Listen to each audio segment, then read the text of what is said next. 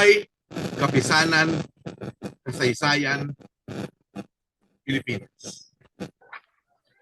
Kasaysayan gabi po sa ating lahat. Welcome to Bibal Group, kasaysayan kay saya.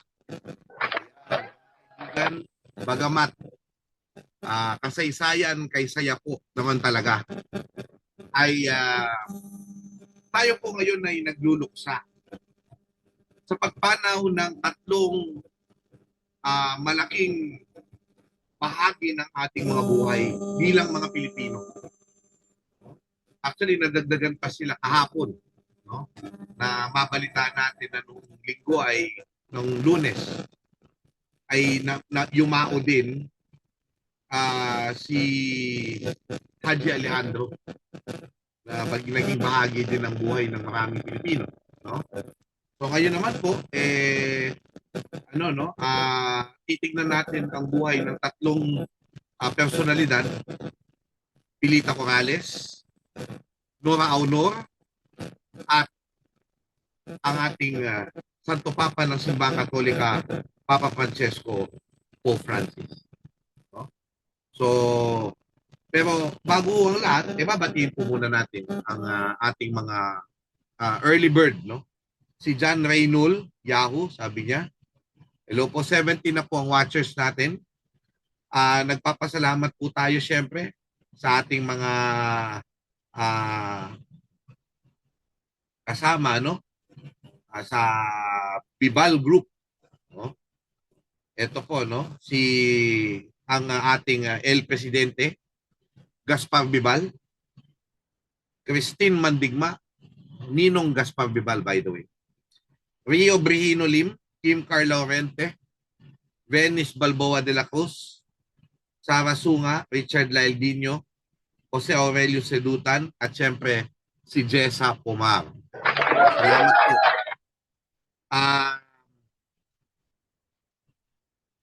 Ayan, no? Ayan, si Rory Ikong, gandang gabi, Doc. Ang ganda. Yan, sabi niya kasi cool pals eh.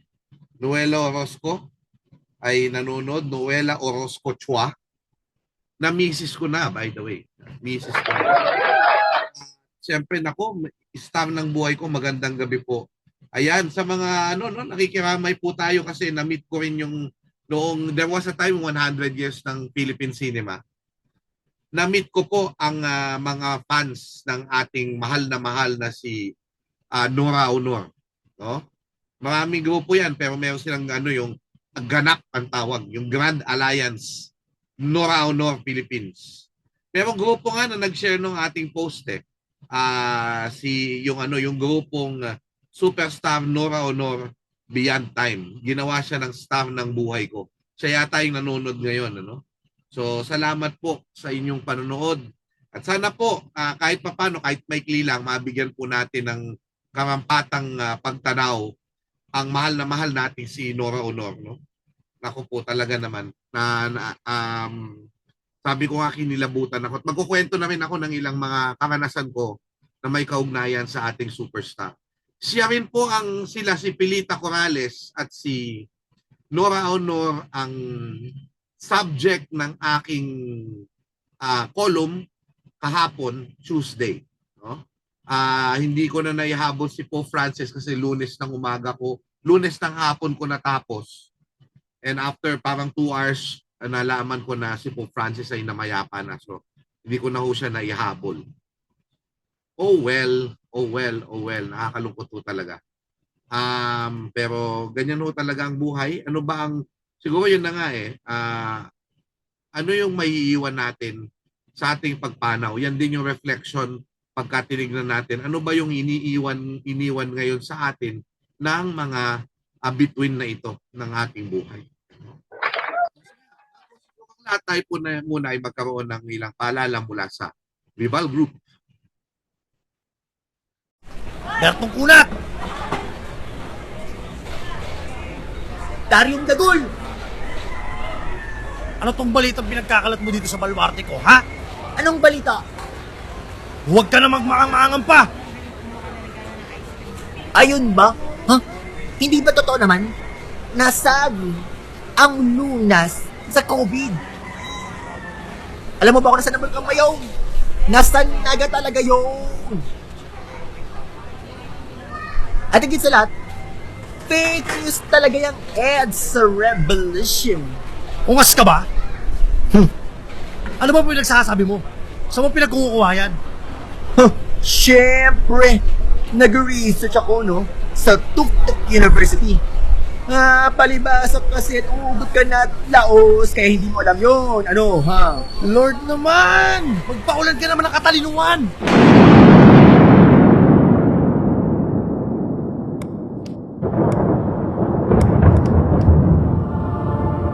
Reliable source of information, sari-saring content na isinulat ng mga eksperto, mga librong di kalidad na abot hanggang sa doomsday, tumawag ka lang sa akin. By the way, hindi ako si Lord. Ako si Vibal. O pre, tingnan mo to. Di ba sabi ko sa'yo totoo ang EDSA Revolution? Oo nga, no? O tapos ito, wala pala talaga sa Naga ang Bulkang Mayon. Sabi ko sa'yo eh.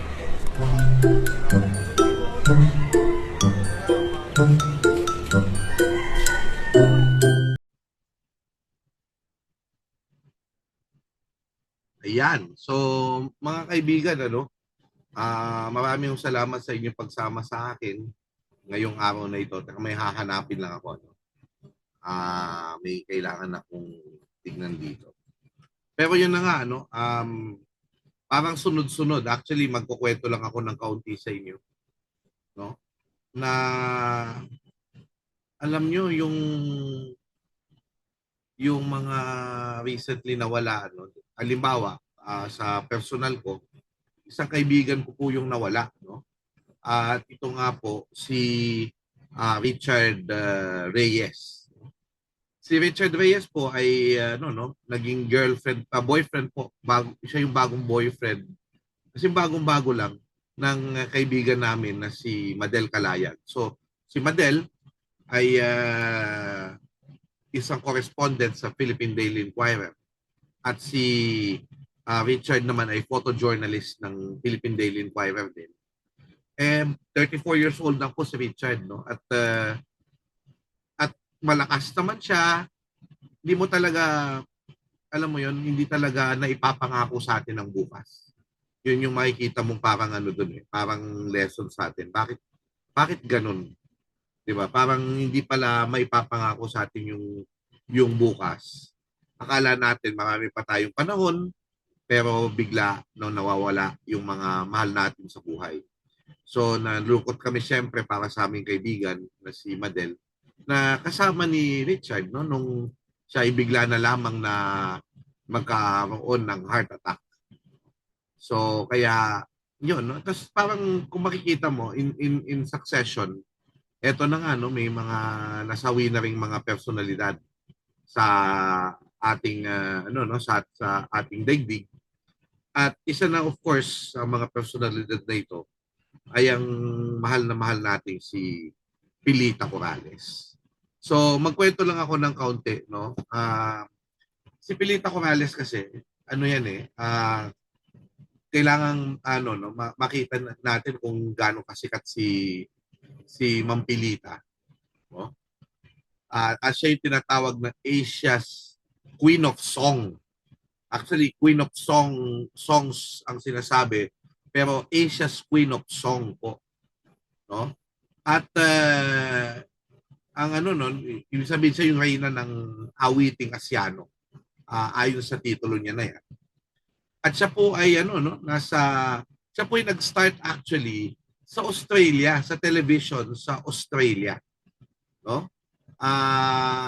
May mga footage na makikita sa YouTube kung saan yung batang-bata siya, umaawit siya. And then eventually, kapag tinignan mo, actually sikat na sikat siya sa ibang bansa. Sikat na sikat po siya sa ibang bansa. Kasi sa Australia, meron po siyang street na pinangalan po sa kanya. No? Street na pinangalan kay Pilita sa Australia. No? At yan yung makikita natin na yung kanyang kasikatan. Now, Of course, constant siya kasi lagi siyang nababanggit sa noong panahon na ako ay lumalaki. 1980s, 1990s, no? Kasi matagal na rin siya sa industriya noong 60s, 'di ba? 70s, may An Evening with Pilita. So nababanggit at kasi si Pilita Corrales ay nag-perform din nakasama nung tinatawag na Kanda Sisters. Yung Kanda Sisters po ay kapatid ng lola ko sa nanay. Kanda Sisters ay mga makikita nyo sa IMDb, may pelikula sila Lobre 10, 1950s yan. At yung isang Kanda sister nga, si Rosario Kanda, cheat, anti-cheat, no? Ay ano yan, close sa akin yan bago namatay. So, yun, laging binabanggit ng mga lola ko na kasama nila si Pilita Corrales at saka si Herman Moreno. No? Si Herman Moreno. So, yun, lagi siyang nababanggit. Pero, mas parang mayroon siyang kanta na nung bata nga ako, siguro around 10 years old, ay napakinggan ko doon sa cassette tape na parang OPM female hits na ano siya, multiplex. So ibig sabihin, pag in one channel, pwede mong tanggalin pwede mong tanggalin yung vocals, makakakanta ka. So yung multiplex, meron yung parang may cassette yon na mayroong cover tapos may binabasa ka. Ganun kami noon eh. So pag gusto mong kumanta yan, may microphone, karaoke system ang tawag doon. At sinasabing inimbento ng isang Pilipino dahil mahilig tayong kumanta. So kakanta ka ngayon at babasahin mo. Yung isang kanta na hindi ko makakalimutan nung bata ko ay yung tinatawag na Kung Mahawi Man ang Ulap. Kung Mahawi Man ang Ulap, dati nagagandahan lang ako doon sa kanta. Tapos eventually, nung nagkakaroon na ako ng kabiguan sa pag-ibig nung bata ko, di ba, yung mga tsaka yung mga iba't ibang mga problema na parang nadadown ka. Piniplay ko yun kasama ng Jose Marie Chan songs. Kasi yung Sound of Music, Jose Marie Chan songs, at yung Kung Mahawi Man ang Ulap ni Ma'am Pilita Corrales na kanta niya ay nagpapagaan ng kalooban ko. So siguro maganda bilang pagpupugay sa kung paano niya ako na touch yung heart ko, pinalakas ang loob ko, aking babasahin ang lyrics ng Kung Mahawi Man ang Ulap. At ito ay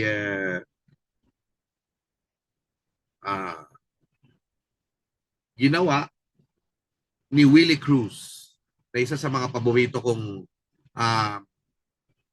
composers. Siya rin gumawa nung isa sa pinaka-paborito kong awit, yung Bituing Walang Ningning at saka yung Sana'y Maghintay ang Walang Hanggan. So ito po ang Kung Mahawi Man ang Ulap. Alay natin kay Ma'am Pilita Corrales. At ito ang nagpalakas ng loob natin sa panahon ng heartbreaks. Mahawi man ng ulap, di mo matitiyak. Kung laging mayroong bughaw kapang natatanaw. At sa umaga't hapon ba'y may araw bang sisikat? Sa gabi naman kaya'y may talang kikislang. Habang sinasariwa, dati mong mga pangako.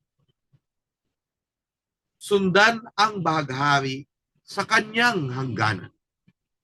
Baka dooy sakaling ulap mo'y magpaalam.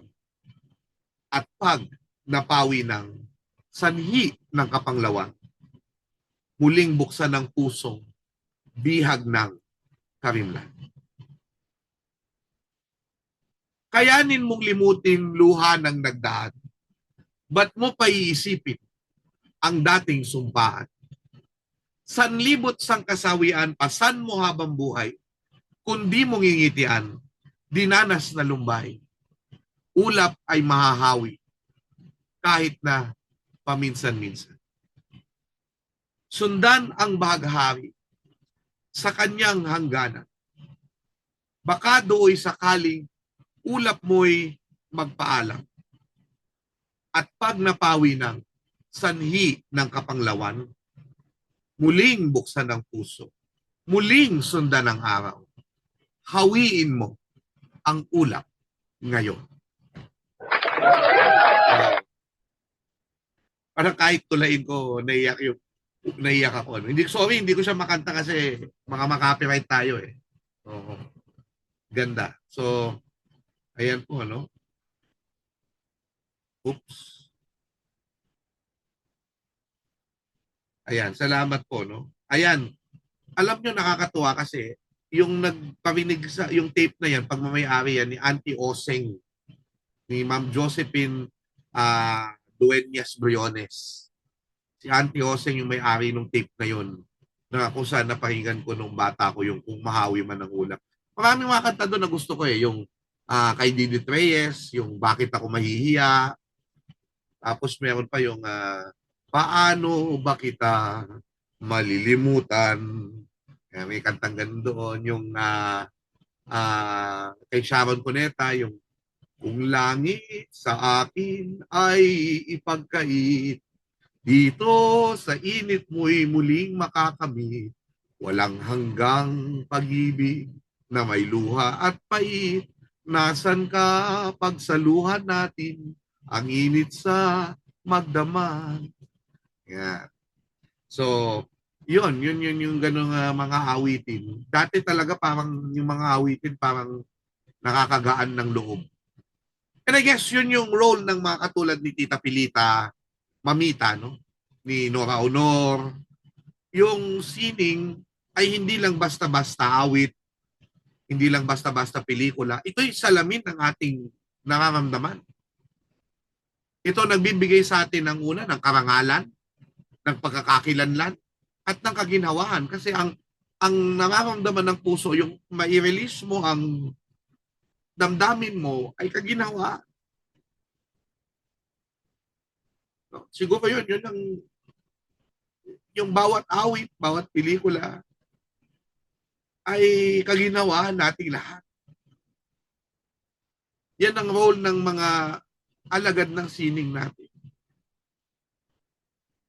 Diba? John Reynold, proud fellow Tarlakenyo here, no? Ferdinand Bujols, John Mark B. Ambrosio. So, si Ma'am Pilita Corrales ay mayroon po siyang awit. Sana hindi po tayo makapiright. At ito ho ay inawit ni Ma'am Pilita Corrales sa isang Vibal gathering para sa ina ng ating El Presidente Gas Vibal, si Ma'am Esther Vibal. So, pakinggan po natin yung rendition, sikat na rendition ni Pilita Corrales ng A Million Thanks to You.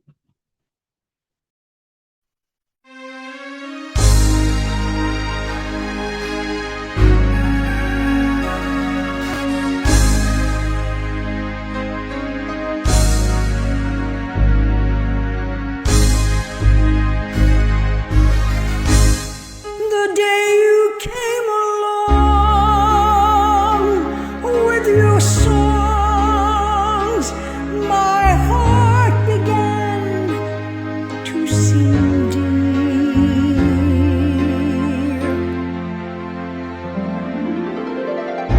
A million thanks to you, my love.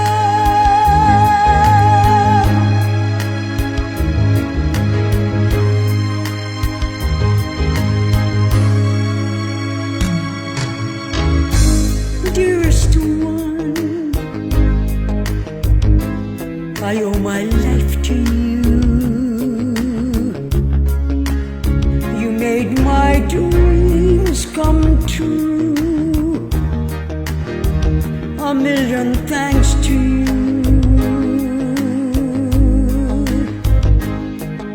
All the days I spent without a song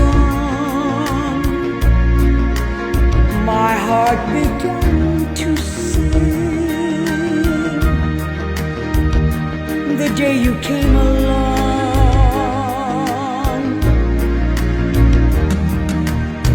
You're still one. A million thanks to you for all this happiness I never knew before. The day you came along with your songs, my heart began to sing, dear. A million thanks to you, my love.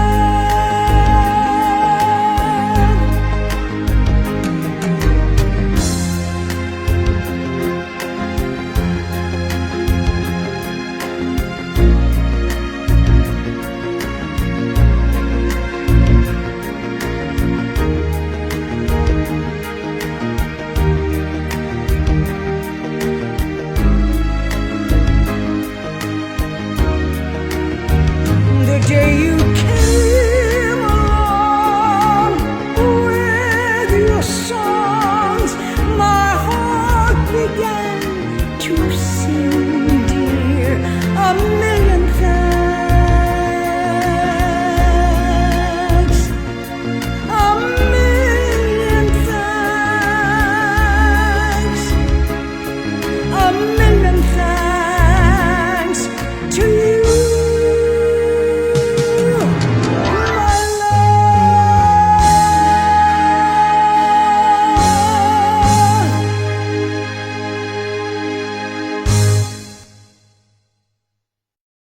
Yan mga kaibigan, ano?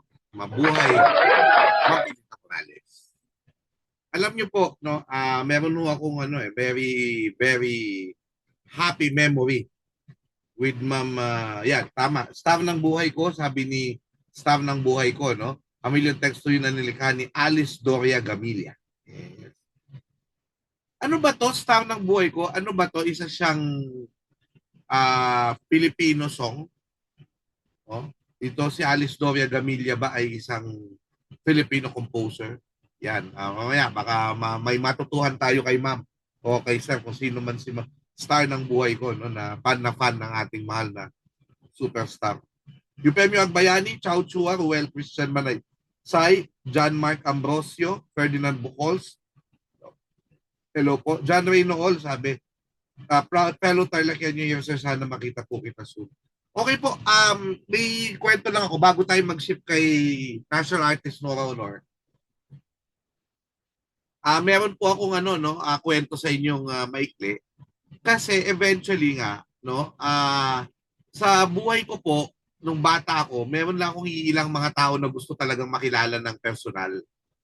Isa na ko doon, si Ma'am Pilita Corrales. No? So, yan, may listahan yan sa isip ko eh. Si Jose Marichan, si Herman Moreno, si Pilita Corrales, no? Yan yung mga gustong-gusto ko talagang ma-meet na mga tao, no? So, ayun, no? Eventually kasi nalaman ko na siya ay mayroong bar. Ano ako yata? Teacher ako noon sa sa UP. No, nung ako ay nasa UP pa. At meron akong tawag doon, ako ay pumunta sa Green Hills. Tapos nung sinilip ko yung Pilitas na parang bar, grabe, nandun siya. Naroon. So, ano ang nangyari, no? Eventually po, sinong nakita ko siya, sabi ko, bakit kaya hindi ko, nung nakita ko siya, sabi ko, pumunta muna ako sa isang CD store. Tapos, pinapirma ko yung CD ko sa kanya. Tapos, ang bait-bait niya, no, pinapasok niya ako. Hindi pa bukas araw yun eh. So, hindi pa yata bukas o wala pang customers yung kanyang bar. Tapos, nagpapirma ako. Tapos, ito yung picture namin. 2007. I I think April 2, 2007 itong aming larawan na ito. No? So Maria Teresa Cabig, hello po. Nika Nix, hello. Nika, hello. Ayun, ito yung picture namin ni ma'am. Tapos pinirmahan niya. Tapos kinuwento ko sa kanya na niligtas niya ako. You kinda saved me because of your song. Of the song that you sing. That's the song that you recorded. Kung mahawi man ang hulap. Ayun. Hindi ko na maalala kung ano yung sinabi niya sa akin. Basta ang bait-bait niya. Ang bait-bait na niya. No? Sa atin. So, sige. Ito. Punta natin yung tapos eventually nakasama ko ulit siya. Kasi sa History with Lord, in-interview namin siya doon sa second episode namin, yung Beatles, no? Kasi si Ma'am Pilita din, nung nag-concert yung Beatles sa Manila, siya yung parang headliner. Ay, hindi headliner tawag doon eh. Siya yung front. Siya ang tawag doon. Alimutan ko na. Basta siya yung unang performer bago nag-perform yung Beatles. Oh. So yan, no? Ayan, si Alice po ay taga Nagcarlan, Laguna. Likha niya po ang awitin noong 1960. Naku, salamat po sa impormasyon. So yung A Million Thanks to You talaga, Filipino song pala talaga siya. O sa Pinoy. Ayan. So na-meet ko na naman siya, nagkukwento siya about the Beatles. Panoorin niyo yan sa aming YouTube episode sa History with Lord, Beatles in Manila. So, yun. Alam nyo, up until very recently, ay may video pala ako sa kanya na kumakanta. Hindi ko na ipapalabas kasi baka ma-stop tayo. Pero kumakanta siya ng A Million Thanks to You sa burol ni Rico J. Puno. And that was before the pandemic. At nakita nyo naman ito, pandemic time, yung video na nakita nyo. At an advanced stage, nakakakanta pa siya. At actually, doon sa Rico Puno na burol, naka-bend pa siya. Di ba kasi signature niya yung nagbe-bend siya. Di ba? So, Contact, yes. Chow Chua, of course. Sabi ni John Ray Nool, A Million Thanks to You was even translated into 7 languages. Wow. So, Chow Chua, opening or front act? Yes, front act. Tama. Thank you, my sister Chow Chua. Oy, punta naman kayo sa Cafe Manaya. Cafe Manaya. Yes, my dear friends. O Cafe Manaya ni Mark Chua sa Tarlac City po yan. Cafe Manaya. At magkakaroon po ako dyan ng book signing sa Tuesday. Sa Tuesday. Opo. Sige.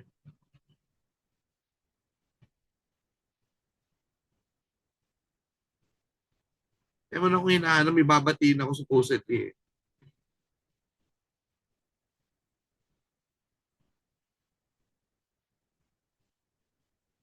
Dali lang ha.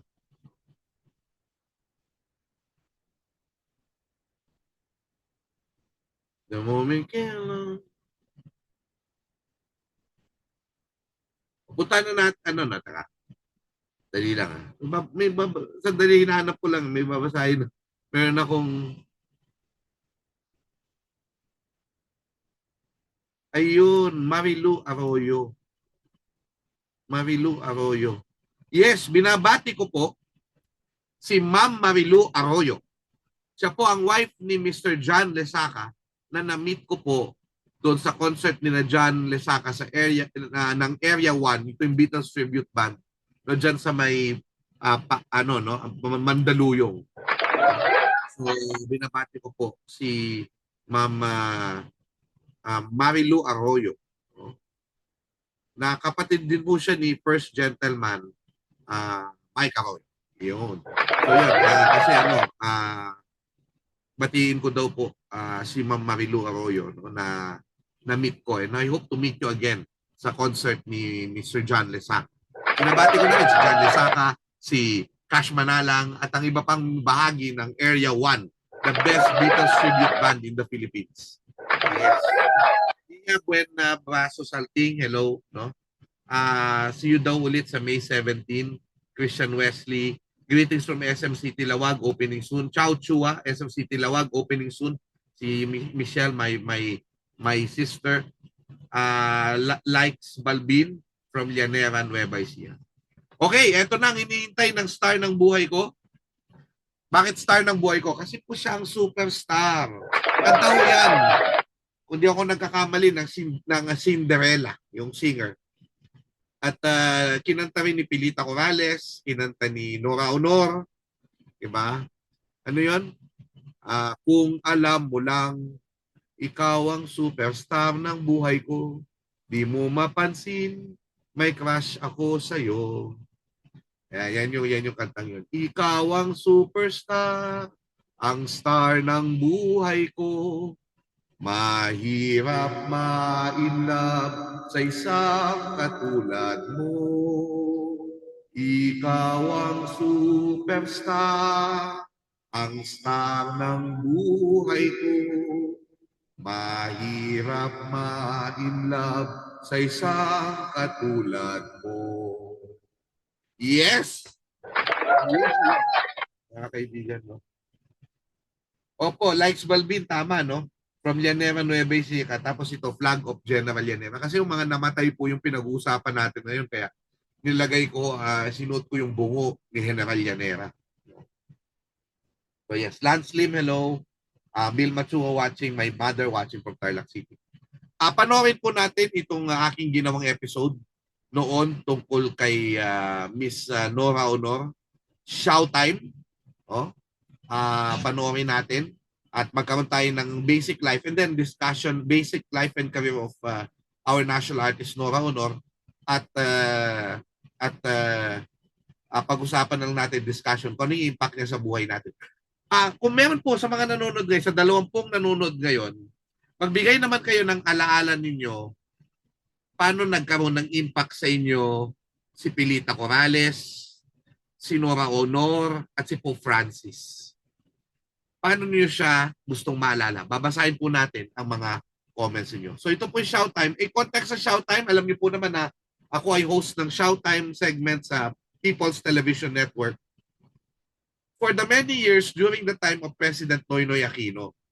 Pero si President Noynoy Aquino rin, yung nung ni-recommend ng Committee ng National Artists, si Nora Honor bilang National Artist, because of the great clamor for her, sinulong talaga ng mga fans yan na siya'y maging National Artist. May debate at hindi talaga siya nalalagay.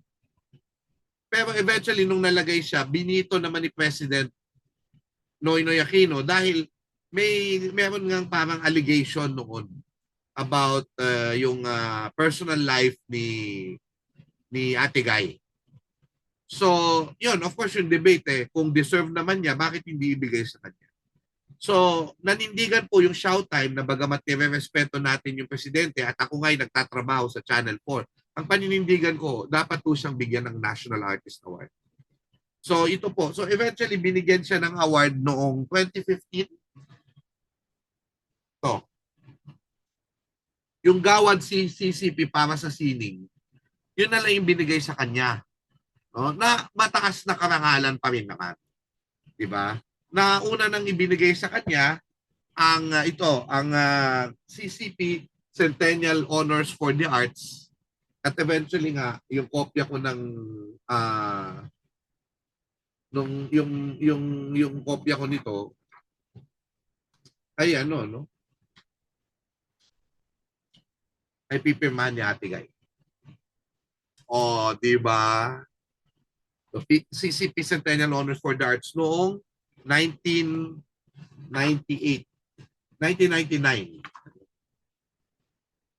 Kita nyo?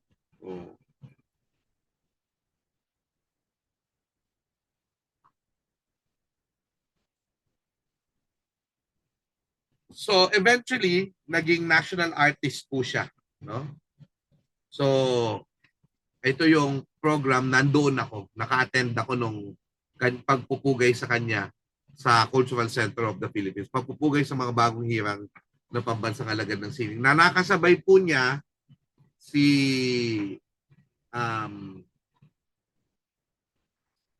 Nakasabay po niya si Salvacion Lim Higgins, si Fides Cuyugan Asensio, Tony Mabesa, hindi si Fides, si Tony Mabesa.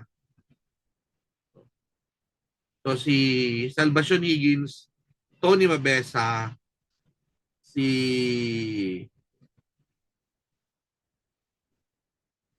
Ricky Lee, Nora Honor.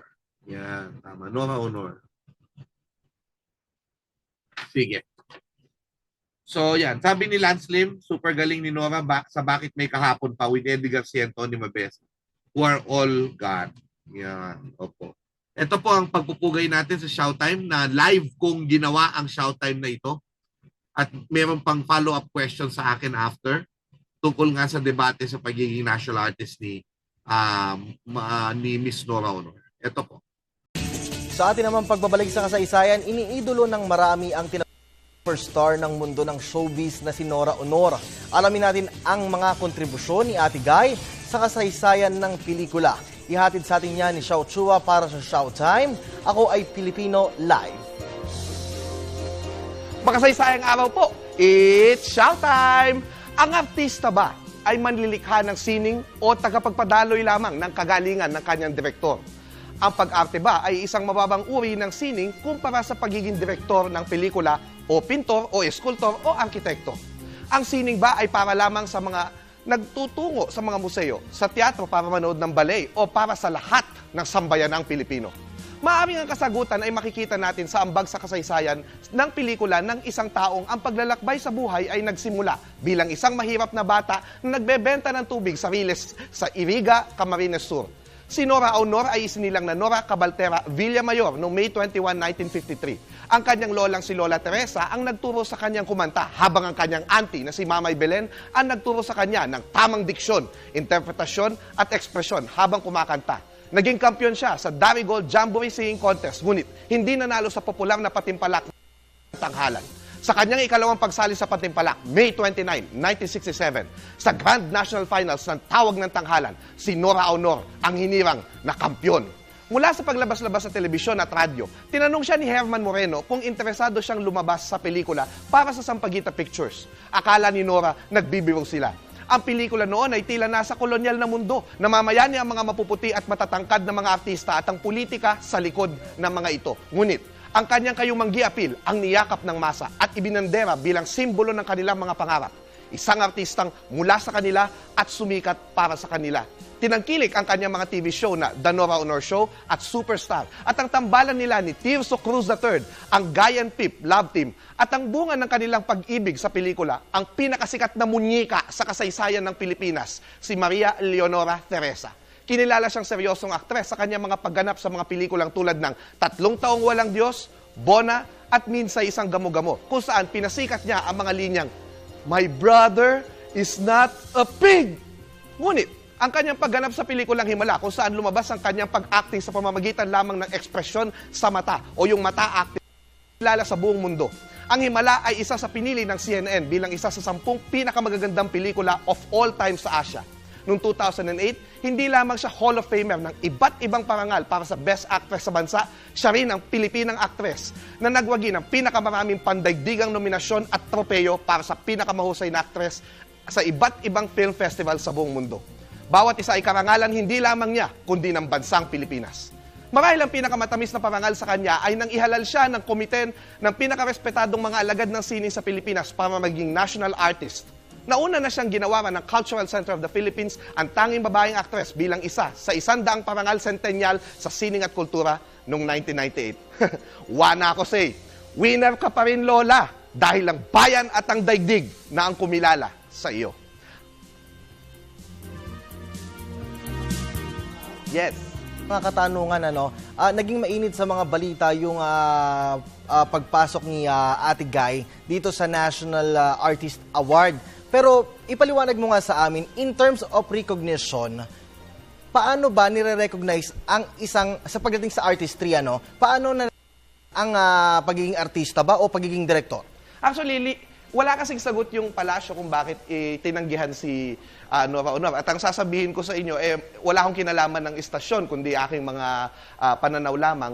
Tandaan natin na may debate din kasi kung yung mga artista ba ay ginagawaran ng National Artist Award for film. Kasi tandaan natin, pag National Artist for Film ka, kadalasan mga direktor ang binibigyan ng parangal dyan kasi sila yung lumilikha ng art. So, ang debate dyan, yung artista ba na nagko-communicate lamang nung gustong sabihin ng direktor ay isang manlilikha ng sining, no? Kasi for example, kay Fernando Po Jr. as producer ng pelikula yung kanyang award, no? So yun yung isang debate, no? Pero kasi tandaan natin si Honorata Atang de la Rama, yung pag-arte din niya, yung artistry na ginamit, no? So ito ay debate ito kung high art ba o low art yung kay Nora Honor. At sa palagay ko wala dapat na debate kung high art o low art.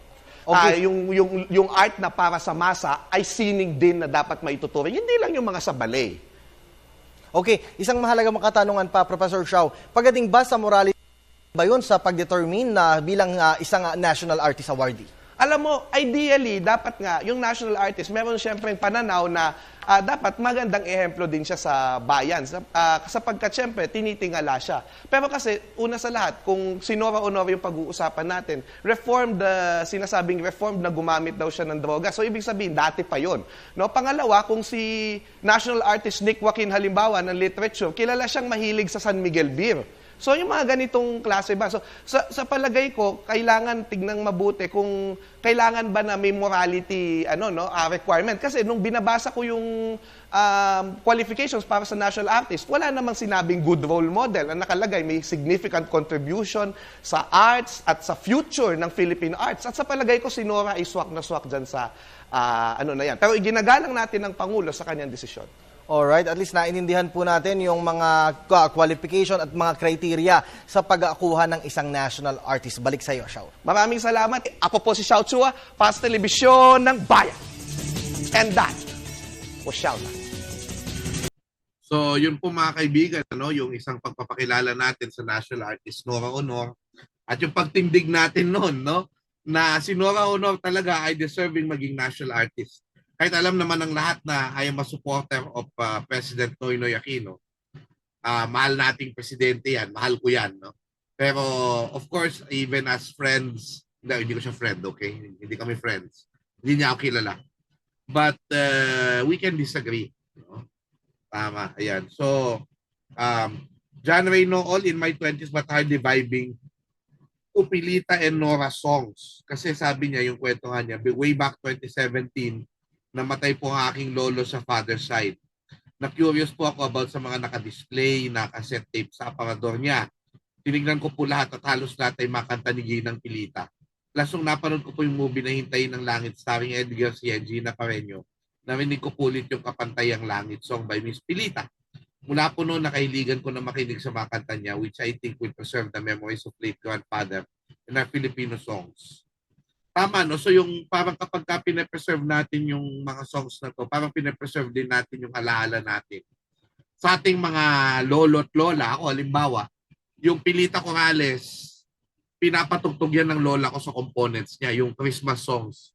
Pasko sa Nayon, ang Pasko ay muling sumapit. Ang Pasko ay muling sumapit. Yan, Pilita Corrales song yan. And then, of course, Nora Honor had her own songs kasi nauna siyang nakilala bilang isang mga awit, 'di ba? Sabi nga doon sa kwento niya, nagtitinda siya ng tubig sa train station. No? Tapos rin siya, fans din siya noon ni Vilma Santos, Tudy Slite, 'di ba? So halos magkahenerasyon sila. At may kita mo na talagang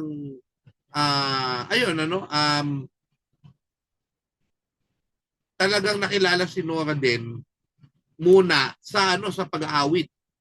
Tapos nung nag-artista siya, parang mga musical songs na may mga tawag dito itong mga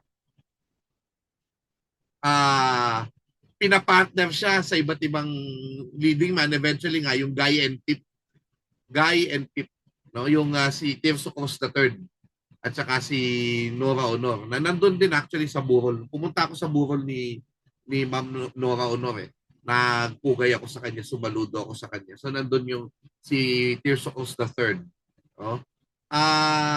Tapos ito na nga parang eventually, 'di ba, umaawit siya. So meron siya mga kanta, yung gusto kong kanta niya yung Christmas song na Pasko Pasko'y sumapit, tayo ay magsiawit. Yan. Ano yun? Ayan, Pasko'y sumapit, tayo ay magsiawit. Yan. Hindi ko masyadong kabisado yung lyrics pero magandang kanta. At saka yung yung may isa pa siyang kanta na si Nora Honor na Christmas song din eh. Mamaya alalahanin ko pero magandang awitin yun. Isa pang meron pa siya kinakanta, meron siya kinakanta sa concert niya na hindi ko mahanap sa internet ngayon. Yung Laughter in the Rain. Gustong-gusto ko yung version niya ng Laughter in the Rain. Ooh, I hear laughter in the rain, walking hand in hand with the one I love. Tama ba yun? Laughter in the Rain ngayon.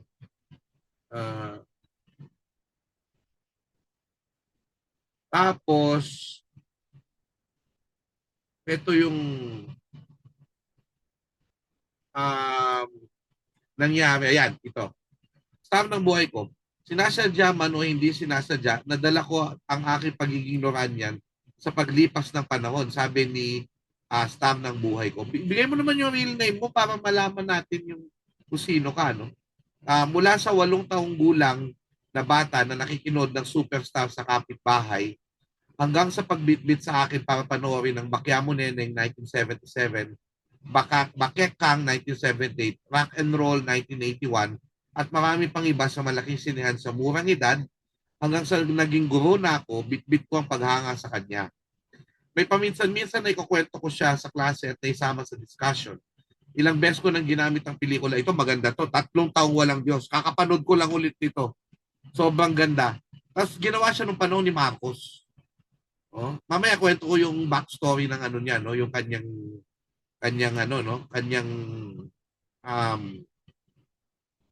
pagiging actress, no, seryosong actress. Pero yung 3 taong walang Diyos, panahon ni Marcos yan, pero parang ako yung iniisip ko para siyang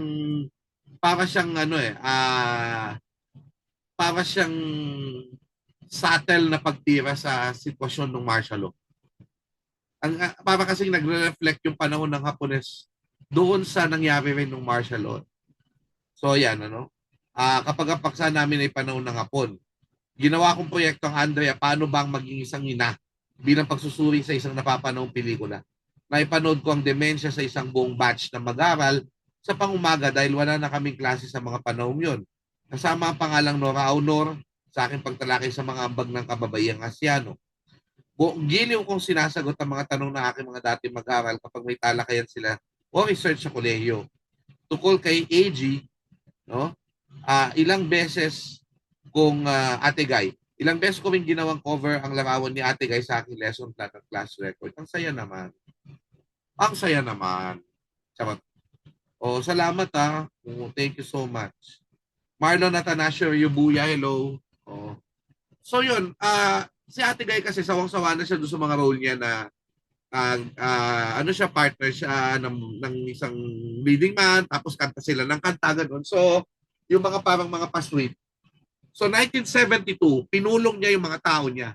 September 21, idedeklara ni Marcos ang martial law. Pero, sabi nga doon sa ng isang nung History with Lord episode namin, nagbabalak siya ng sarili niyang revolusyon. At ito nga, yung pag-breakaway niya doon sa ganong klaseng mga pelikula. At gusto niya na kahit na hindi kumita, magkaroon ng quality films na siya yung magiging masaya siya doon sa quality. At makapagpasaya siya ng mga tao. Pero ile-level up niya, hindi na yung mga hindi naman kababawan, pero yung may lalim yung kanyang pag-acting. So yun ang niya kasi dati kapag wala ka sa studio system, babagsak ka bilang artista. Pero halimbawa yan, si Fernando po, nakagawa siya ng sarili niyang production. When you reach a point na Nora Honor ka na, pwede ka nang kumawala. At si Nora Honor nagawa niya yun. Oh? So yan ang makikita natin yan. So, sige. Tingnan natin, meron akong, ayan, so, dyan yun na makikita, sunod-sunod na yan. I think, sabi niya, nagbenta daw siya ng 3 bahay niya para lang ma-produce yung 3 taong walang Diyos. Tungkol sa World War II. Kwento yon ng isang babae na na-in-love, girlfriend siya ng isang guerrilla, pero na-in-love din siya doon sa isang Japanese. At kung paanong nagbago yung buhay niya at nawasak yung buhay niya dahil doon sa, parang naipit lang siya doon sa digmaan, pero bakit siya yung masama? Nakakadurog ng puso yung kwentong yun. So, ni-represent niya yung mga taong naiipit sa conflict, na may mga OFW, may pelikula siya tungkol sa OFW, sa mga manggagawa, sa plight ng kababaihan. Of course, nandiyan yung paglaban sa colonial mentality at saka sa sa presence ng mga these are controversial films. Si Lupita Aquino Kashiwahara, na sister ni Senator Ninoy Aquino, ang nag-direct sa kanya dito sa tinatawag na My Brother is Not a Pig. Yung pelikulang yon. Oo. Minsan isang gamu-gamu. Yung My Brother is Not a Pig yan. Si star ng buhay ko po si Arnold H. De Vera, guro mula sa San Antonio National High School, Makati City. O salamat po sa pagbuhay ng alaala ni Ate Guy. Opo. So yun, actually shot siya sa Tarlac province, sa province namin, yung 3 taong walang Diyos. Makita niya Kapas, yung kasi hanggang yung Clarkfield, hanggang Tarlac province yan. So, makikita mo yung kung paano naapektuhan yung buhay ng mga malapit sa base. At kung paano walang hustisya para sa atin kapag tayo yung nagarabyado ng Amerikano. Oh. Yung Himala, ang ganda rin ng kwento niyan. Maraming pelikula si Ate Guy, na at ako hindi ko naman masabing napanood ko lahat. Pero talagang makikita mo yung social issues nandyan, no? Pinanood ko rin yung yung Himala, na parang siya, tungkol siya sa isang aparisyon ng birhen, supposedly sa isang babae. May isang aparisyon sa Samar yata yun, na dun yun yung inspiration nun. Tapos parang it is a ditch, o it hits us yung parang cult personality, yung pananalig natin sa mga personalidad, sa kung paano natin sambahin at pag-asa natin sa personalidad, at kung paanong lahat ng yun ay parang walang himala, parang fake or artificial. 'Di ba? Yung mga pagsamba natin sa mga politiko na parang sila lang yung magliligtas sa atin. Yun yung ng walang himala. Na, by the way, in fairness, ay pinroduce ng office ni ngayon Senator Amy Marcos yung Experimental Cinema of the Philippines, if I'm not mistaken. So, ang director niya si Ismael Bernal. Tapos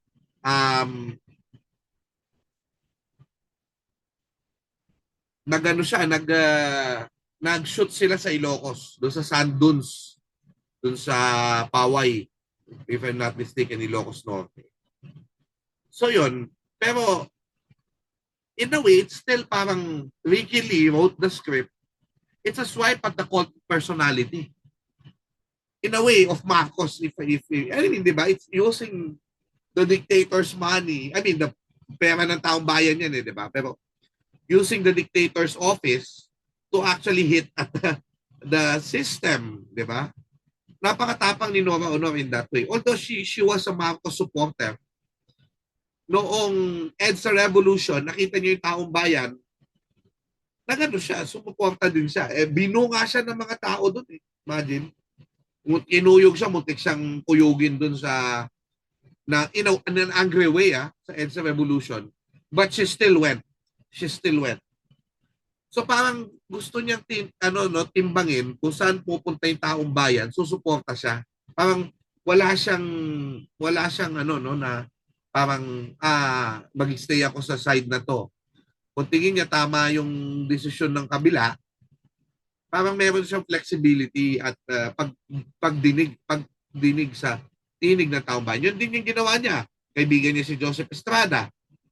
Pero nag-call siya for the resignation of ERA noong EDSA 2. At winelcome siya ng mga tao doon kasi alam ng mga tao na close friend at talaga. At if I'm not mistaken, naging isa siya sa mga parang may nagsasabi nga na nagkaroon din sila ng very close relationship with Joseph Estrada. Diba? So, pero kinol pa rin niya yung resignation. Hindi siya laging nananalo sa politics. Kasi tumakbo yata sa Bicol, di siya nanalo. No? Ngayon, tumatakbo siya for I think party list. Oh. So, yun, Ride to History, hello. Musta kaya? So, or Congress, sa Congress. Basta, kandidato rin siya ngayon. At hindi na nga natuloy dahil sa kanyang kamatayan.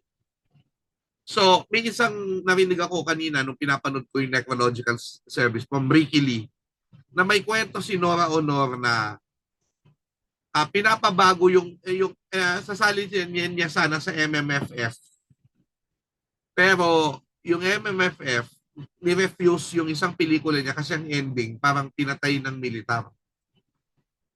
Dapat nanlaban si Nora kaya pinapapalitan yung ending. Naglaban si Nora kaya siya binaril. Parang gano'n ng militar. Hindi siya pinatay lang ng militar. Alam nyo, sabi ni Nora Honor, kung ganyan lang, iuhong na lang natin. Huwag na lang natin isali. Eventually, tinanggap din naman ng MMFF at nag-grand slam siya doon sa pelikulang yun. Nakalimutan ko lang kung anong pelikula. Pero yun, may ganyang si Nora Honor. Yung yung alam niya yung pulso ng masa, gusto niya na yung taong bayan ang bida sa kanyang ginagawa para sila'y matuwa, para sila'y magkaroon ng mga babauning aral. Yan, yung makikita yung salamin ang sining ang magiging salamin ng sitwasyon ng tao habang nagpapasaya at nagbibigay ka ng aral. Di ba? So yun. Ayan, yan ang Andrea, paano bang maging ina yung title ng movie. Naku, parang gusto ko nang panoorin yan. Ang huling Nora Honor movie na napanood ko, liban sa 3 taong walang Diyos na napanood ko lang ulit. No? Although napanood ko na siya nung unang panahon pa. Yung Hinulid na sinulat ni Christian Sendon Cordero. The only Nora Honor film in Rinconada. That's not even Bicolano language. Rinconada. Yan. But hindi siya madaling magets yung film na yon. It's a very, very allegorical and very, very cultural. And doon mo makikita na Nora Honor wala siyang takot sa pag-portray ng mga ganong klaseng mga karakter at pelikula. Yan ang Nora Honor. So yan, sana po maano niyo yan, makita ninyo kung papaano ang sining, anything that we do, if you do your best, can contribute to the country, can inspire other people. Nora Honor did her best. At kaya naman talagang napakagaling na yung minahal siya ng tao kasi nakita ng tao kung paano ginagawa ni Nora ang best niya para sa atin. Alam nyo, isa pang kwentong Nora Honor, yung generosity niya. Alam mo, syempre, hindi naman lagi kang mabait sa fans. So, syempre, hindi naman laging pagbibigyan ni Nora Honor yung mga fans niya. Pero as much as she can, nagbibigay siya. Tapos, sinasabihan niya yung si Lot-Lot na kapag may mga fans sa bahay nila, lalabas si Lot-Lot, babatiin sila, magpapasalamat kapag naman masyado siyang busy. Diba? So, ano siya, yung iniisip niya lagi yung taong bayan. Alam niyo ba yung mga showbiz writers na walang trabaho nung pandemic, inipon daw niya yan, binigyan niya ng pera. Wala naman siyang, hindi naman siya mayaman, di ba? Parang, hindi naman sobrang yaman ni Nora Honor. Hindi naman siya bilyonaryo. Pero bakit daw siya namimigay ng pera? Tanong ng mga kaibigan niya. Kasi daw, hindi daw niya maatim na pabayaan ang mga taong tumulong sa kanya nung sa kanyang karera, yung mga showbiz writers. Ibang klase yung Nora Honor na yan. Ibang klase. Ibang klase. Ang nakakalungkot lang, ang code name ng mga FX, ay sorry, hindi ko pala pwedeng sabihin ito. Huwag ko lang sasabihin. Ano, no? Kasi may code name sila na Nora Honor. Hindi ko lang sasabihin kung ano yung kahulugan kasi malalaman nyo eh. A few years back ito. 10 years ago siguro. 10 years ago. Sige.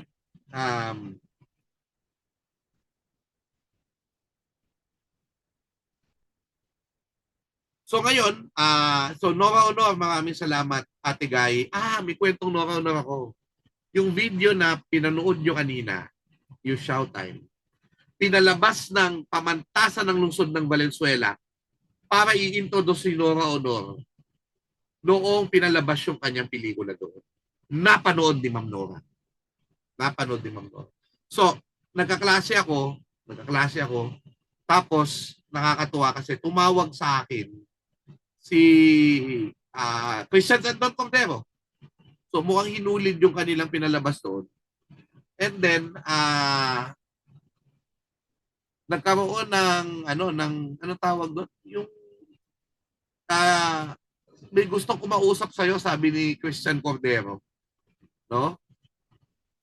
Si Ate Guy daw siya. So, magandang umaga, professor.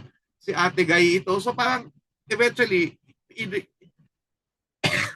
pinindot ko yung speakerphone para marinig ng mga estudyante ko. Para marinig ng mga estudyante ko na kinakausap ako ni Nora Honor. Yabang ako eh. So, ayun, nagpapasalamat si Nora Honor dahil daw sa kanyang, anong tawag doon? Dahil daw siya ay aking pinagpugayan, taos puso yung pasasalamat niya, nakakataba ng puso. Yun yung mga sinabi niya eh. So, syempre ako, tuwa naman ako na na-appreciate ni Ma'am Nora. Na, alam mo na naipakita ko sa kanya yung video na yun, naipakita sa kanya yung video na yun. Ako, parang ang sarap ng pakiramdam. So, yun, napaka-gracious.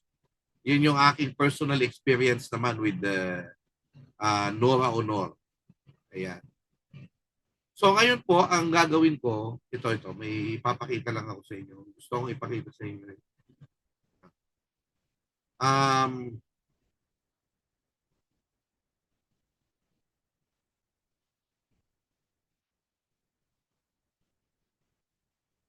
Ayan, so ito yung aking attendance sa kanyang pagpupugay noong 2022 ng National Artist Award. Papakinggan natin.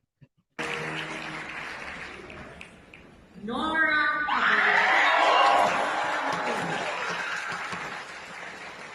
This is the moment. Ayun na po siya. Dinadala sa entablado.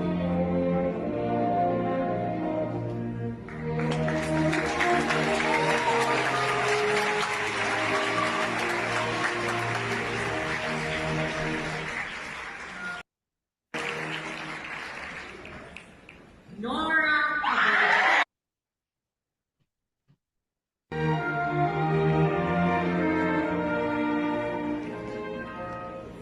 Kilala si Nora Cabaltera Villamayor sa ngalang Nora Honor o Ate Guy.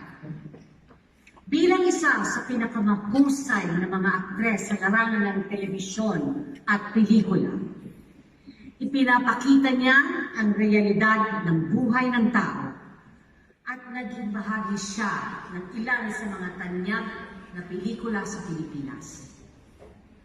Kilala siya bilang superstar ng pelikulang Pilipino.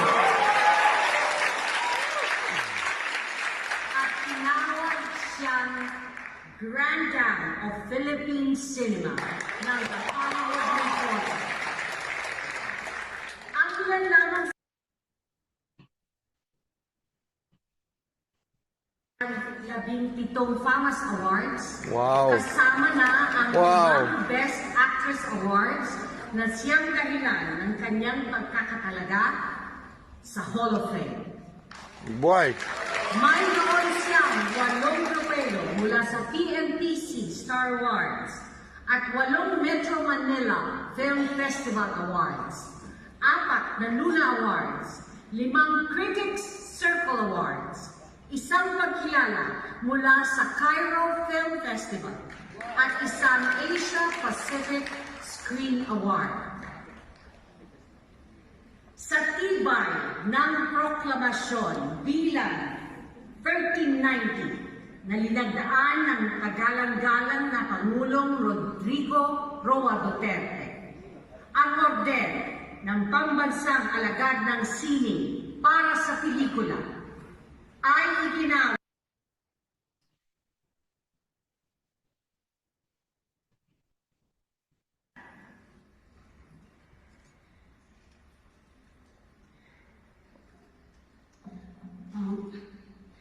minamahal kong Ryan, mga artista at mga kapwa-alagad ng sining, pasensya na po kayo dinigtir.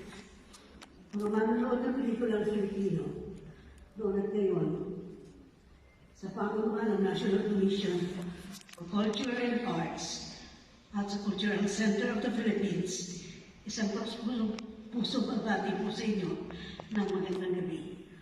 Marami bagi po sa inyo, boss. Simula po noong June 10, nang isya na i-anunsyo ang bagong hirang ng mga national artists, ang inipong lingkod ay labis na natutuwa at nagpapasalamat sa napakalaking pagkilala.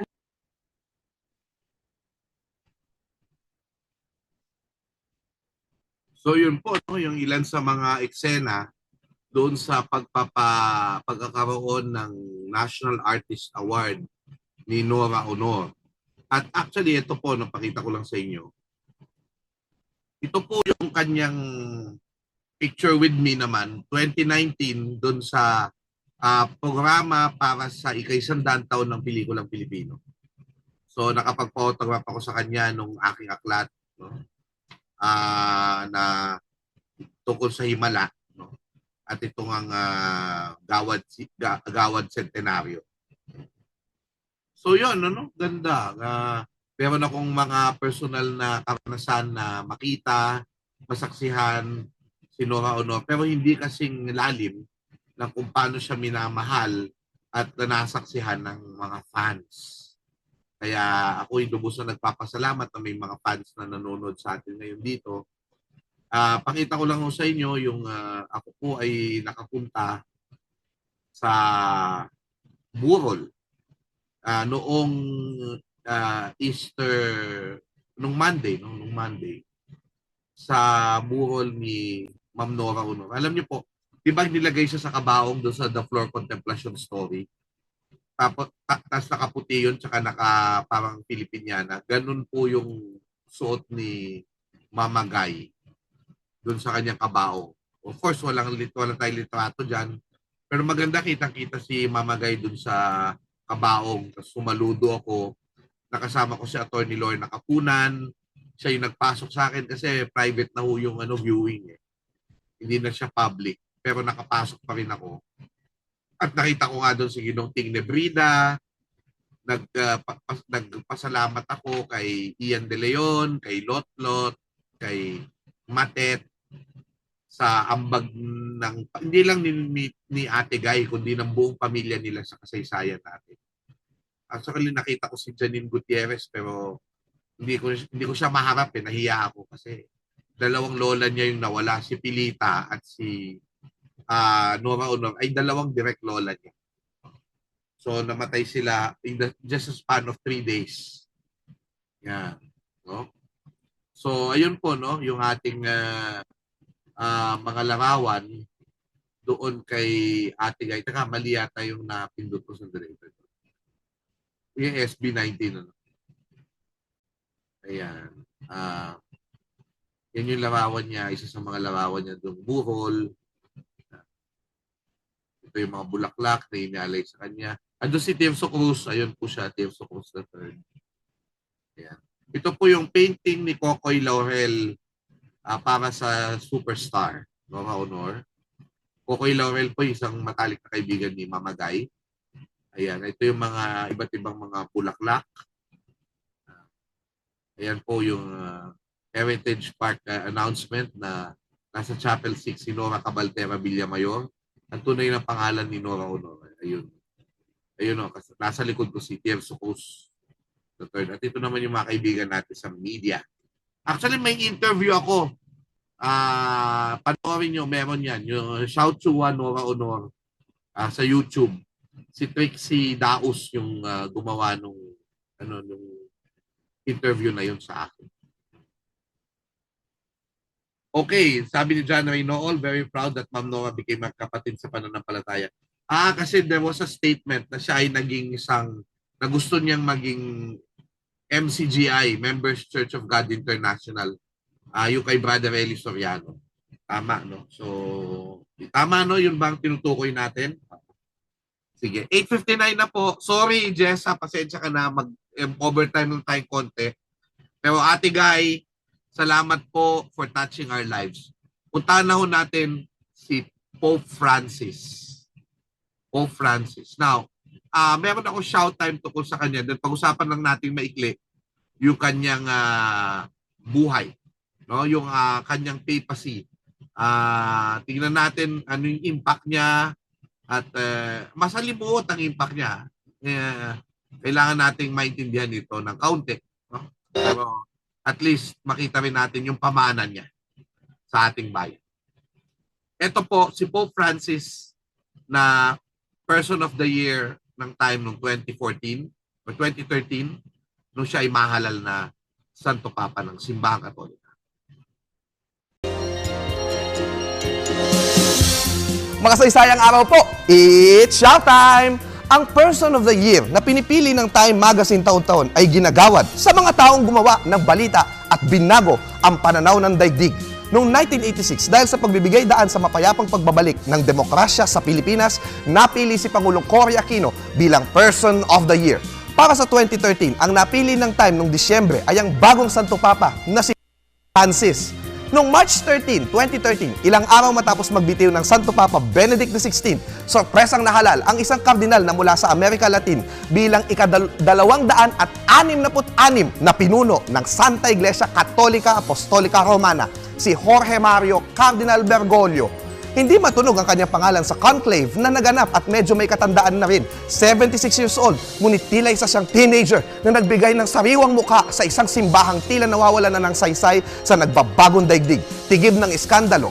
Isinilang noong December 13, 1936 sa isang pamilyang Italiano na migrante sa Argentina, nahilig sa sports si Jorge, naglalaro ng basketball at madalas manood ng soccer. Ang kanyang paboritong soccer team ay ang San Lorenzo. Dahil hindi nagmula sa marangyang pamilya, nagtrabaho si Jorge bilang chemical technician, naging janitor pa at huwag ka, nightclub bouncer. Ngunit sa edad na 21, sinunod ang tawag ng paglilingkod sa Diyos at pumasok sa seminaryo ng mga Jesuita. Doon nagkaroon siya ng matinding pulmonya, kaya kinailangan siyang operahan. At isa sa kanyang mga baga ay natanggal. Naging pari sa edad na 32 at noong 1998, itinalaga bilang arsobispo ng Buenos Aires. Sa kabila ng mataas na posisyon sa simbahan, hindi siya lumipat sa tirahan sa palasyo ng arsobispo na natili siya sa abang tahanan ng mga pari at umiikot sa lungsod sa pamamagitan ng at ng tren at ni walang mga gwardya, nakikisalamuha at nakikipamuhay sa mga mahihirap sa kabila ng matinding kriminalidad at bisyo. Ninais niyang ibigay ang mensahe ng pag-asa ni Kristo sa mga maliliit. Nakikiinom pa ng mate o tsaa sa kanila gamit ang iisa lamang straw bilang tanda ng pakikipagkaibigan. Gumagamit pa ng puppet sa mga misa, kaya nang siya ay mahalal, kinuha niya ang pangalang Francis dahil matagal na siyang may pagkiling sa mahihirap at pagprotekta ng kalikasan at mga maliliit, tulad din ni San Francisco de Assis. Hindi niya sinuot ang pulang kapa sa kanyang pagkahalal, sinuot ang kanyang lumang pectoral cross at singsing at hindi nagbago ng sapatos. Patuloy niyang ginugulat ang lahat. Hindi siya sumakay sa Pope Mobile, kundi sinamahan ng mga kasamang cardinal sa bus at binayaran niya ang sariling hotel bill. Hindi tumira sa Palasyo Papal, hinugasan at hinalikan niya ang mga paa ng mga may AIDS at ng mga babaeng nasa piitan. Nagse-selfie kasama ang mga bisita ng Vatican. Nagpapahatid siya ng ibang mensahe. Hindi niya binabago ang mga tradisyonal na doktrina, pero iniiba niya ang tono. Sabi niya ukol sa mga bakla at mga atheist, hindi siya ang Diyos upang humusga kung malinis naman ang kanilang puso. At ang mga babae raw ay dapat na may mas malaking papel. Pope Francis, ang Santo Papa ng Masa. Ako po si Xiao Chua, para sa Telebisyon ng Bayan. And that was Xiao.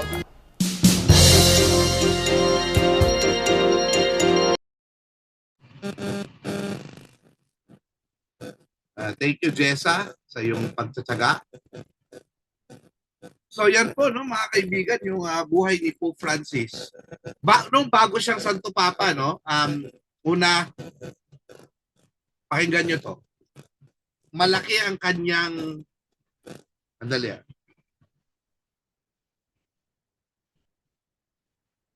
Ma'am Rio Brihino Lim.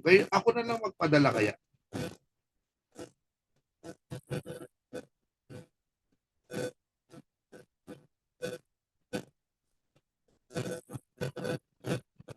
Okay. So yun si Pope Francis lumaki siya sa Argentina. Italian migrants. So alam niya yung buhay ng mga migrante. Kaya nga siya sana kumbaga bigyan natin ng pagkakataon ng mga migrante, wag natin basta-basta palisin. Yun yung kanyang 'di ba? Yun yung kanyang parang paniniwala. Tapos matindi rin yung pagkampanya na sa peace and human rights dahil nung siya'y Jesuit priest at naging head ng Jesuit sa Argentina, under yon sa panahon na madugo at brutal na diktadura ng mga military. Matapos na si Peron ay mamatay. Hindi mamatay, ma-oust. Si Eva Peron, 'di ba, asawa niya, Evita Peron, na tumulong sa mahihirap, 'di ba? Tapos yung asawa niya, military dictator, pero pro-labor. No? Talagang sinuportahan siya ng bayan. Peronism. Yun yung populist leader. Now, after Peron, napakasama ng mga naging pinuno. No? Maraming nawala sa Argentina. No? Maraming mga pinuhuli, tinutorture, tapos hindi na talaga sila natatagpuan. Mga desaparecidos. Yun ang mga desaparecidos talaga. Diyan sa Argentina nangyari. At si Pope Francis, merong inarestong 2 paring Jesuita na parang ang dating ay hindi daw niya pinotektahan. Hindi totoo ito, no? Hindi totoo ito. Pero hindi niya pwedeng tirahin lang basta-basta yung regime dahil nakikipaglaro din siya kung paano niya ililigtas yung mga pari niya na nanguhuli. No? But I also believe na kung ano mang pagkukulang niya doon, talagang siguro masama din ang loob niya na wala siyang masyadong magawa na matindi. Although yun, he tried his very best. Lalo na dun sa mga 2 pari na yun na supposedly sila ay nakipamuhay at pinagsuspetsahan na kalaban ng gobyerno. So, yun.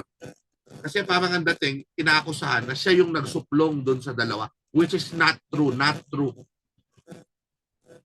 Sabi ng isang author na si Austin Ivory, mayroong influence yung Peronism doon sa kanyang naging buhay. Now, he is not a Peronist. Pero yung division kasi na nangyari, yung divisiveness after Peronism, yun yung isa sa dahilan, according to some people, kung bakit hindi na siya nagbalik sa Argentina pagkatapos siya maging papa. Kasi hanggang ngayon issue yung Peronism eh. Yung mga naniniwala kay Juan Peron na kailangan may social justice, no? Again, hindi perfect si Peron, pero kumbaga yung kanyang yung dictum nga nila na kailangan may social justice para sa mga manggagawa, no? Yun yung parang naging parang sumalamin din doon sa naging karera ni Pope Francis, na lagi siya sa mga slums. Eventually naging obispo siya arsobispo siya ng Buenos Aires. Tapos kahit na arsobispo siya ng Buenos Aires, hindi siya tumira sa palasyo. Meron siyang flat, pupunta siya sa arsobispado ng sarili niya, sa pamamagitan ng tren, ng public transport, na hindi ko kayang gawin. Kaya ako nag-grab, no? Pero siya kaya nang gawin. Yan yung mga na yun eh. Yun yung mga parang na nagpakita. Hindi naman kilala yan si Bergoglio eh. But apparently, number 2 na siya doong na-elect si Pope Benedict XVI after John Paul II died noong 2005. Number 2 na pala siya noon. Number 2 na siya noon. Tapos di ba nag-resign si si Pope Benedict. Pagre-retire na dapat si Pope Francis. So kung hindi nag-resign si Benedict, tapos nagpatuloy siya sa pagiging papa, namatay lang siya parang 2 years ago. So, hindi naging papa si Pope Francis. But Pope Francis was able to govern govern for about 12 years, 13 years, yung kanyang papacy. Diba? So, yun ang makikita nyo dyan. Leo Berel, Dayo Yasay. Now, of course, ito na nga, no? So, of course, para sa marami, positive yung contribution ni Pope Francis kasi, siya hindi naman niya binago yung doktrina. May grounded yung parang grounded yung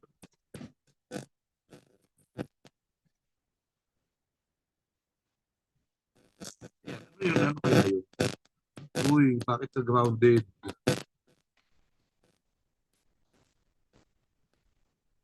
Kanina pa ba ito? Dali lang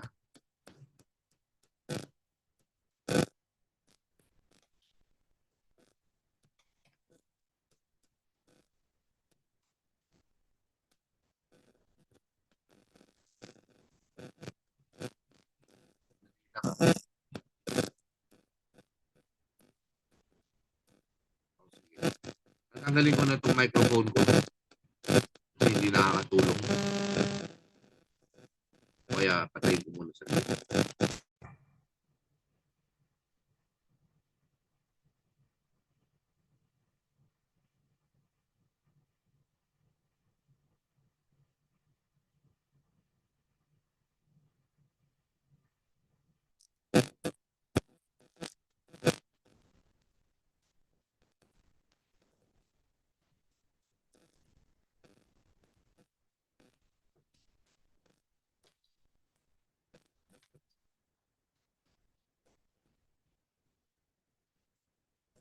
Okay. So yun if you're going to look at it, si Pope Francis did not change doctrine. So hindi pa rin niya ginawang priest yung mga babae. But he opened more role for women in the church. Kasi dati, puro cardinal ang opisyal ng Vatican. Ngayon, pati babae, meron na in-appoint niya.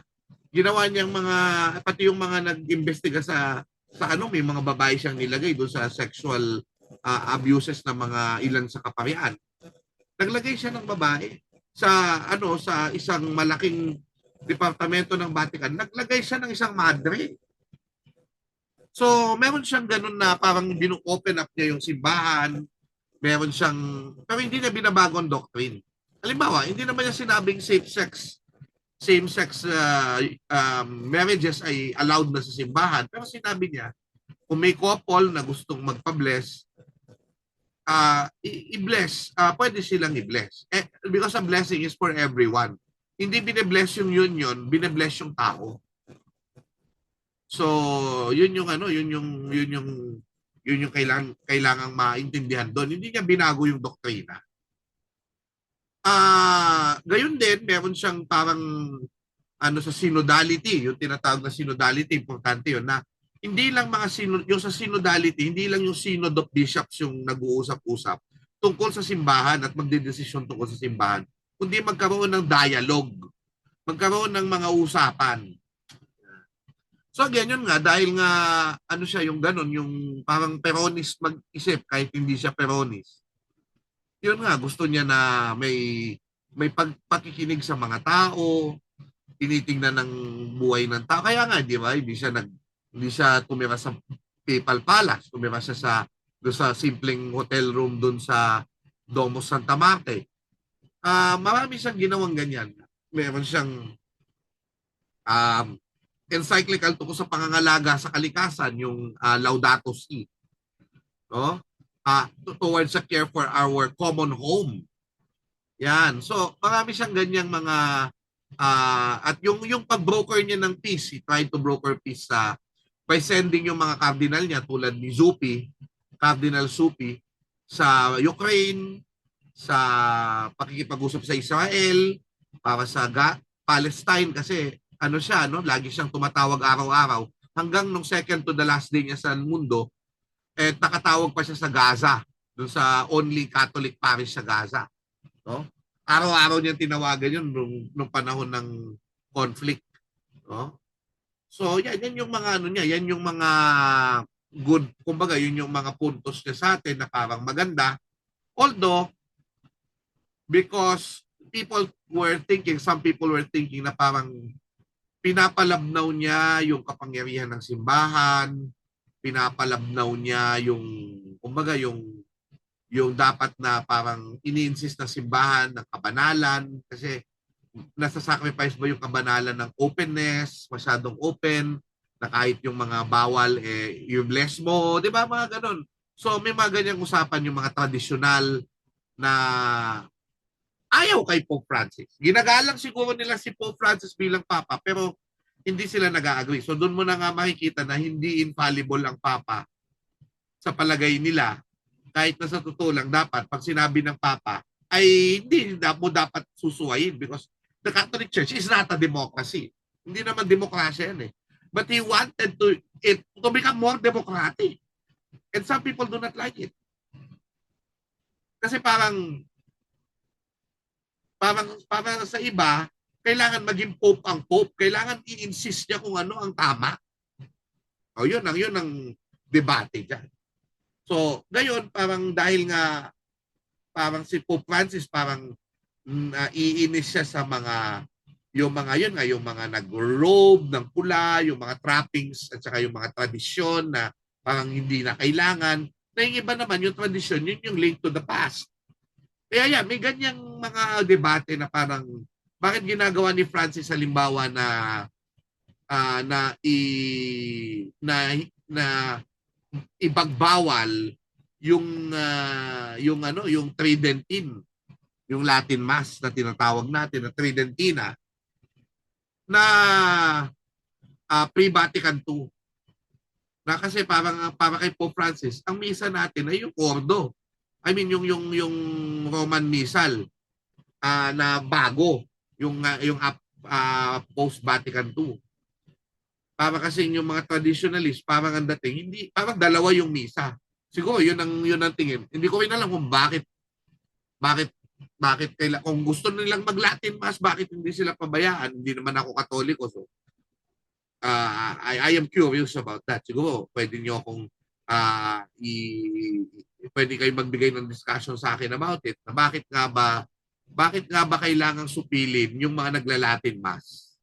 So siguro nga I think it's about unity and yung parang kailangan i-flex din. Kasi there were also times na pineflex ni Pope Francis yung kapangyarihan niya. Marami yan eh. Kasi nakikinig ako sa podcast lagi nun every week ni John Allen na editor ng Crux at saka siya yung host ng Last Week in the Church. May mga times na talagang si Pope Francis talagang ginagamit niya yung kapangyarihan niya kung kailangan. Kung sa palagay niya kailangan. Oh. So yun, I just have to say, Pope Francis, hindi universal yung pagpuri sa kanya. Pinupuri siya ng mga hindi Katoliko, tulad ko. Diba? Pinupuri siya ng karamihan sa ating mga kababayang Katoliko dahil sa kanyang compassion. Pumunta yan sa Pilipinas, sabi niya gusto niya makasama mga nasa nasalanta ng bagyong Yolanda. after 2 years pumunta siya, o 1.5 year pumunta siya. Gayon din ang nangyari ay nagkabagyo din nung siya ay pumunta dito. Na nanganib pa yung eroplano nila kasi nagsumadsad yung eroplanong isa na lumipad sa Tacloban noon. So yun, yan yung ano, no? Yan yung, pero mga, kumbaga, divisive siya na Pope. Divisive. Pero kasi, ano yan eh, ang makikita mo kasi dyan, yung nagkaroon ng culture wars. Kasi, nung panahon ni John Paul II, hindi naman ganun kalala yung culture wars eh, ng mga traditional at saka ng mga modernist, ng mga liberal sa simbahang Katolika. So, pag-aralan nyo yan, no? Yung kung Vatican II Catholic ka, o parang ayaw mo sa Vatican II kasi parang nagbago yung simbahan, naging mas parang loose. Ganun. Kasi for some people, openness yun. Now, again, I'm not part of that debate because I'm not a Catholic at ayoko sausawan yan dahil away lang yan eh. Pero, naiintindihan ko na kailangan yung makita na may mga taong galit kay Pope Francis dahil dyan. Oh, so, actually, minsan balahura nga sila dahil talagang winawasak talaga nila si Pope Francis. But anyway, yun na nga, ako, siguro kailangan makita natin yung gusto niya, yung vision niya, which is a church that is more open, a church that listens to the poor, had a preferential option to the poor. Ginawa rin naman ng ibang papa yan, tulad ni Leo, ni Pope Leo XIII ba yun? Rerum Novarum. O, Rerum Novarum. Meron na naman ng simbahan noon pa yung mga pakikipaglaban sa mga Leo XIII tama. Sa mga sa mga manggagawa. Nandiyan eh, Rerum Novarum, encyclical. Pero pinaigting ni Pope Francis. Kaya siya, marami din namang nagmamahal sa kanya. In honor of him, I am wearing this pectoral cross sa panahon ng pagmumorn sa kanya. The Good Shepherd Pectoral Cross, na insist niya na ito na lang yung gagamitin niya kaysa dun sa marangyang cross ng mga na sinusot ng mga papa. So, ayun, ito ay binigay sa akin ni Kati San Gabriel nung bumisitang Santo Papa noong 2015. Actually, dahil nagpapakita naman na tayo ng video ng ating encounter sa mga celebrity ito, ito yung aking encounter naman with Pope Francis. So, nagkaroon din ako ng ikwento kay Pope Francis.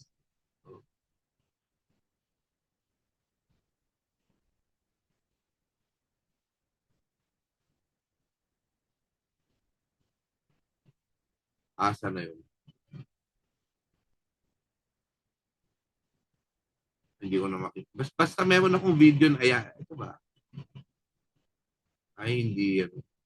Hindi ko na. Ay, ito. So, nakita nandun sa o palabas ko lang konti ito, no? Saglit lang. Tapos magpaalam na tayo. Ito yung Pope Francis sa UST.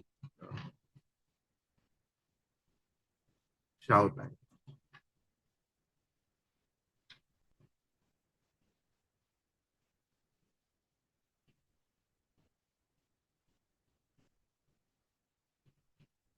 So meron akong series tungkol sa Pope Francis sa Pilipinas at makikita nyo ang ating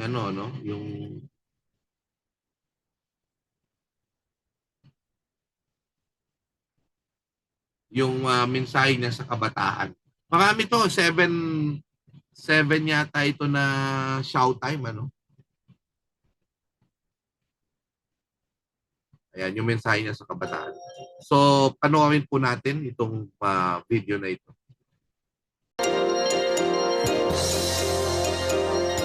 Mga saysayang araw po, it's Showtime!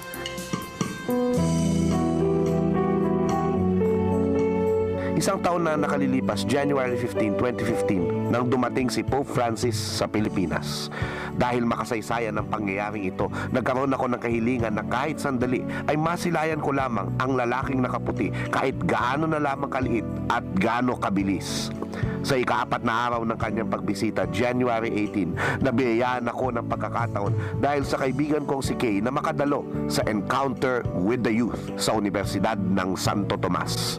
Regalo niya ito para sa akin, para sa aking kaarawan, kinabukasan. Talagang laging pinupuntahan ng mga papa na bumibisita sa bansa ang universidad, ang pinakamatanda sa Asia na itinatag noong 1611 pa at binansagang Pontifical University, ang pamantasan sa ilalim ng Santo Papa. Madaling araw pa lamang nag-aantay na kami at nagdaos na ng isang Santa Misa.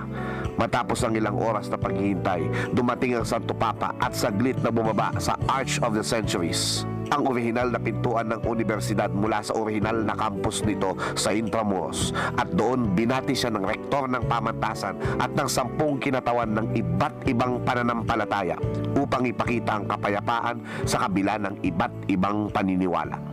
Matapos nito, umikot ang Santo Papa sa paligid ng universidad at namangha siya sa enerhiya na pinapakita ng mga kabataan mula sa iba't ibang panig ng bansa. Bilang pagbati ng mga kabataan ng UST, pinagsuot ng Santo Papa ng ID ng UST na tila isa siyang bahagi nito.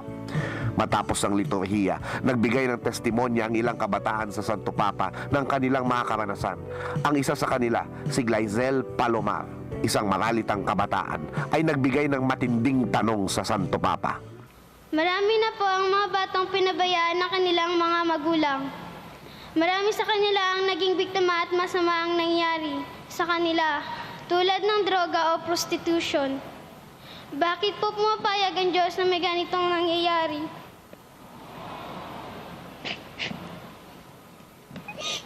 Kahit walang kasalanan ang mga bata, at bakit kaunti lang ang mga taong tumutulong sa amin?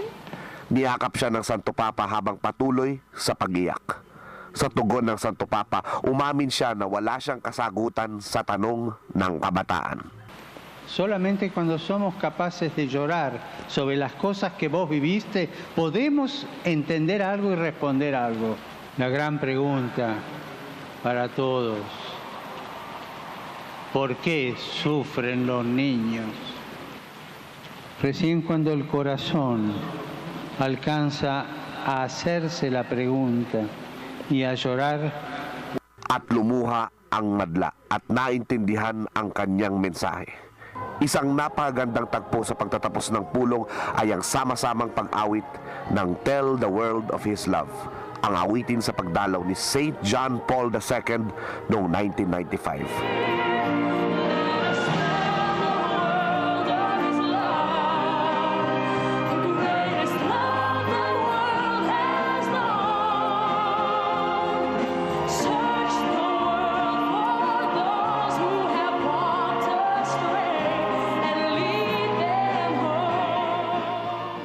Sa paglabas niya sa pamantasan, nakawayan pa kami ng Santo Papa. Mensahe ng Papa sa mga kabataan: mag-isip, dumama, kumilos. Ako po si Xiao Chua para sa telebisyon ng Bayan. And that was Showtime. Yun yung footage ko. Ano yan? 7-part yan eh. Yung Pope Francis sa Pilipinas. Pope Francis sa Pilipinas part 7 yung huli. Yung part 6 ito, part 6 ito. So, yun, ganda ng maraming video ako nagawa sa Showtime. Hindi naman papalabas na ngayon. 9:28 na, soba-soba ng overtime ito, pero salamat po, no. John Ray Nongol, Pure Suspect to Lolo Kiko. Sabi ng star ng buhay ko, of course siya si Mr. Yung guro kanina na nabanggit natin, sa ngalan ng mga avid Noranians at na kinabibilingan kong silent Noranian, marami pong salamat Sir Xiao Chua sa pagbabahagi ng inyong pagkilala sa nag-iisang superstar at national artist. Know-how. Salamat po. So ano ba ang implikasyon nito? Gawin mo ng maganda ang trabaho mo at mag-iiwan ka ng legacy sa ibang tao. Sabi ni Andres Bonifacio, ang pagsusumikap sa paghahanap buhay ay siyang tunay na pagmamahal sa sarili, asawa, anak, kapatid, o kabayan. So, ibig sabihin, pag ginagawa natin yung best natin, nakakatulong tayo sa ekonomiya, nagbibigay tayo ng karangalan, nagbibigay tayo ng kaginhawaan, ng pagkakakilanlan. Kasi pag magaling ka, isa ka sa papatunay, magaling ang Pilipino. Pag nasikap ka, at ginagawa mo ang tama at ang best mo, isa ka sa nagbibigay ng kaginhawaan sa akin. So yun po. Ako po'y nagpapasalamat sa inyong panonood ngayong gabing ito. Jessa, salamat ng marami. So muli po, ayan, hug and kisses anak ko, sabi ni Vilma Briones Chua. So ngayon po, of course, yan na lang po. Kailangan, dahil sa mga personalidad na namayapa, na nagbigay sa atin ng magandang alaala at magandang kontribusyon, ay nakita natin na ang kasaysayan ay talaga namang napakasaya. Ako po si Xiao Chua at muli, paalam.